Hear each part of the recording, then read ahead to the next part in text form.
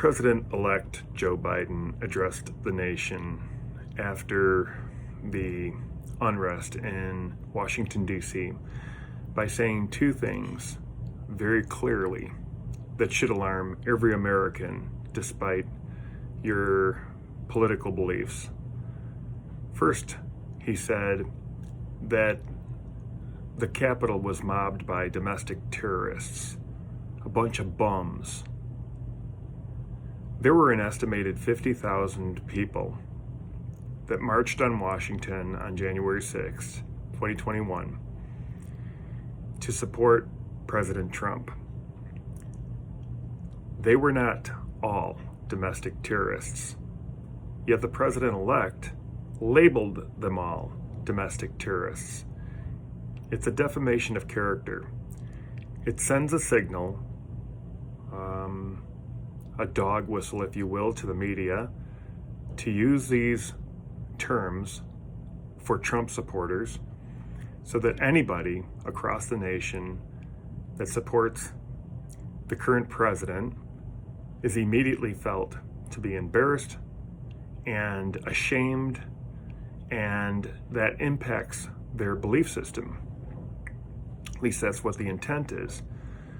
Now, I am not saying that what happened in Washington was a good thing, a lawful thing, something that should have happened. And I'm not even saying that Trump doesn't have some culpability. But the people that actually broke into the Capitol, the people that were causing destruction, vandalism, unrest, were very, very few subset of that large crowd that otherwise demanded to be heard, which is the American way. When you march on Washington, and there's no shortage of historic marches on Washington, that is the people of the United States wanting to be heard. And yet, not one single media used that opportunity to say, this is the people of the United States. There is a concern that they have. Every single mainstream outlet have characterized the crowds that assembled on January 6th as being nothing short of domestic terrorists, thugs, a basket of deplorables. So that's the first thing that Biden did. The second thing he did was he, for some reason, compared the crowds and how they were treated by the Capitol Police to Black Lives Matter. No reason whatsoever to do this. Unless, of course, you're trying to push the agenda that you will set as a bar going forward in your 4 years. This agenda is one that's propagated on lies in order to create legislation to further control the American people. I'm not saying that there's not a racial problem in the United States. I'm not saying anything about Black Lives Matter. I'm just saying that they had nothing to do with the January 6th unrest in Washington, and yet Biden evokes this image. Why? Why do that? This harkens back to President Obama and his quick-to-judgment reaction to several key racial incidents that happened during his term, and not all of which he was spot on with his reaction to.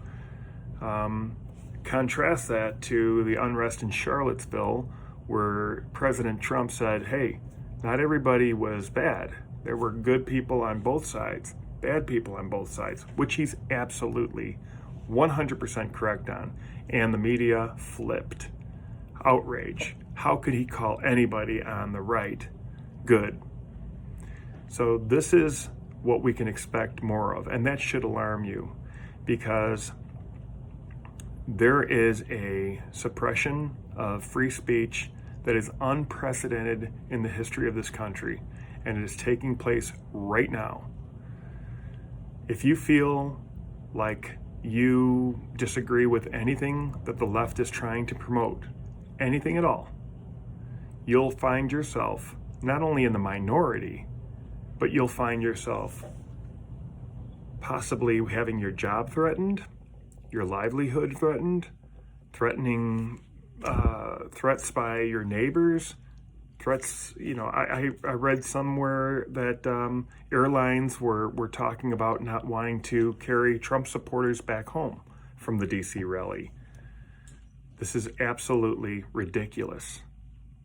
It should scare every American, left and right. And if you're on the left and you think that you're in agreement with what's happening, then you should really try to understand that one day when your views no longer match what the mainstream narrative is that's being pushed at the time, you very well might find yourself in the exact same place. We need to step back. We need to have cooler and calmer heads, and we need to stop labeling the enemy as anything that disagrees with the mainstream. Otherwise, our liberty is RIP for good.